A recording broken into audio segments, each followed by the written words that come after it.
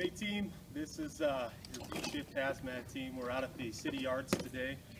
We'd like to present you the first video in a series of training videos on the leak sealing airbags. The leak sealing bags are for pipes, drums, or tanks. Today we're going to be working on fixed tanks here. These are matte chloride tanks at the city yards. They range from 12,000 gallons to 23,000 gallons. We're going to go through the setup of the bag system, what the components look like, and how to set them up properly. All right, first we're going to go over the leak sealing airbag kits and the airbags. You'll find the toolbox with the straps located on 2523 on the officer side above the wheels. Inside the toolbox, we've got two sets of ratchets with extension. Each ratchet has 30 feet. Each extension is also 30 feet. So each color of ratchet has 60 feet total that we can use to wrap the surface or circumference of our objective. We have two leak sealing airbags. This one that Kevin has right now is a 15 by 19. And our second bag is a 24 by 24. Each bag will inflate to 22 psi, pretty low pressure, but basically the idea is just to get some pressure on that hole to stop the leak. Moving on to the rest of the components that go along with the airbags, we have this airbag control kit on engine 7.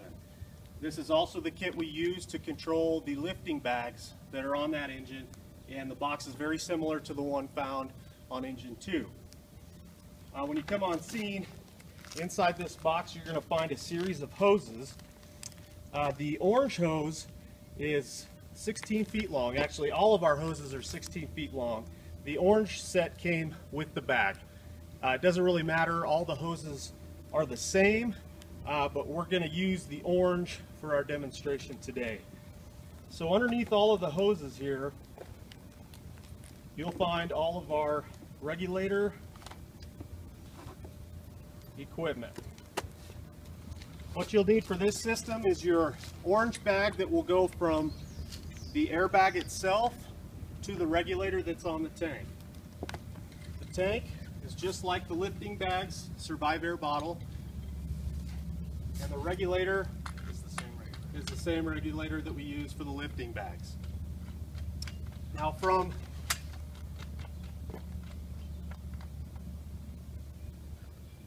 the black hose is the hose that we're going to use in between the regulator and our selector valve. Okay. The control valves for the lifting bags is a dual deadman control system, just like on 2502. The control valve for the leak sealing bag is a single deadman, and it's clearly labeled 22 psi. So the single control valve, the single deadman, is what you use for the leak sealing bags. All right, now that we have our regulator hooked up to our Survive Air bottle, we make sure that we take the protective cap off of that nipple, and we will attach the black hose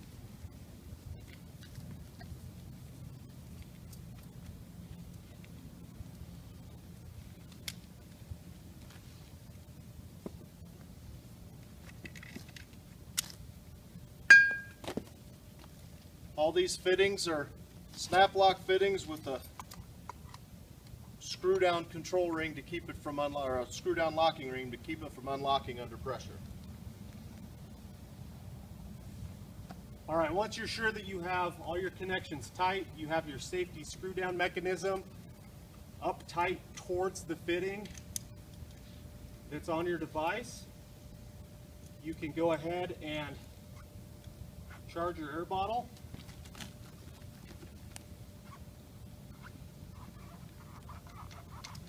Get that to lock in there on the wheel. I'll hold it up like this here so you can see. For this regulator, I don't know if you want to get a little closer. The red numbers on your regulator dial are considered bars. We'll try not to focus on those. What we need to set this valve at is 30 psi. Now, I mentioned earlier that these bags are inflated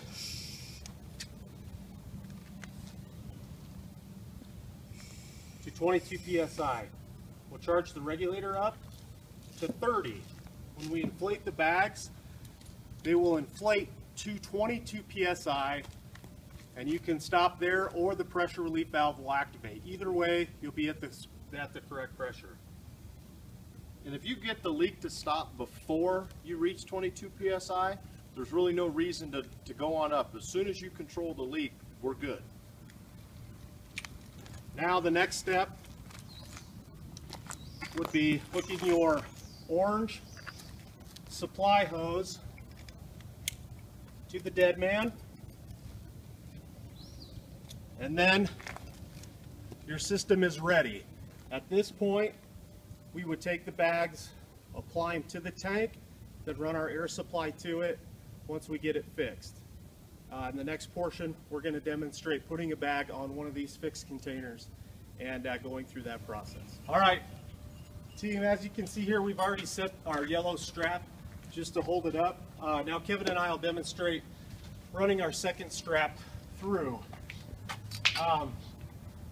First thing we're going to do is we're going to get it,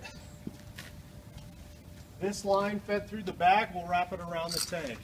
We've got the bag set up near a weld on the tank, but we also have it near the sight tube. For this particular scenario, through the sight tube, we're able to see the float, so we can tell the level of the tank. The level of this tank is about 3/4 full, so there's a lot of product still here. We chose these tanks, these are back chloride tanks. The condition of the welds and the bottom, it's already starting to rust and deteriorate, so there's a pretty good likelihood that this could be an actual event or circumstance. So we place the bag right over this weld, right by the sight tube, so we can see the level of the tank.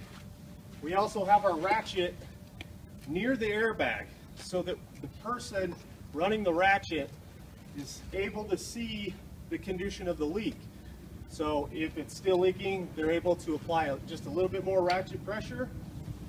And then you have somebody here at the ratchets that can communicate to the person that's on the dead man inflating the system.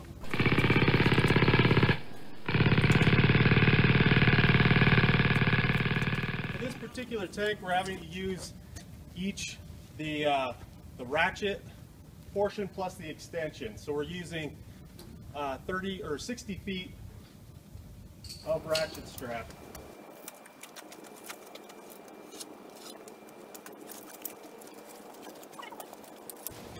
Now it's important when we go around the tank that we make sure that the straps are as horizontal or as vertical as possible,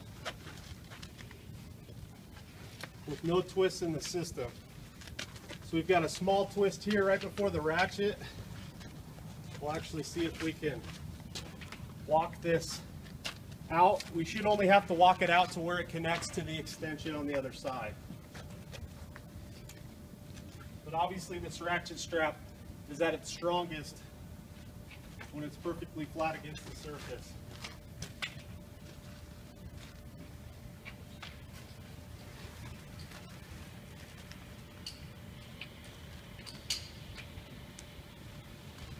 There you go, sir. All right.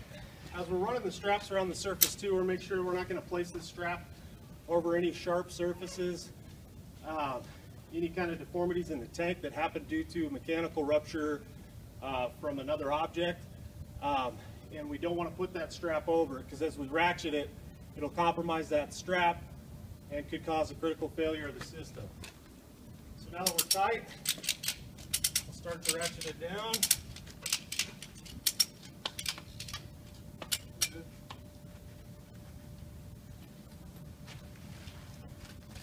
I run my two pieces opposite of each other so that they're not entangled in the way of another. We'll chase the system down, make sure that everything is secure and set up.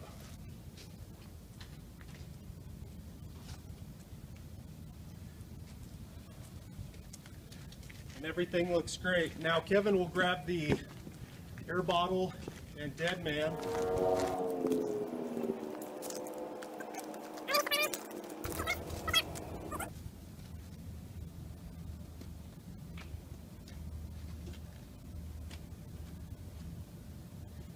Make sure that the valve is secure on the nipple of that fitting and lock down the safety ring. Now I'll chase this back, make sure that our system's not compromised, it's in good condition. I'll stand by the ratchets here, but not too close, and I'll signal to the person on the dead man that we're ready to go. 2 thumbs up. We'll start inflating. Ready? Up on orange. Up on orange.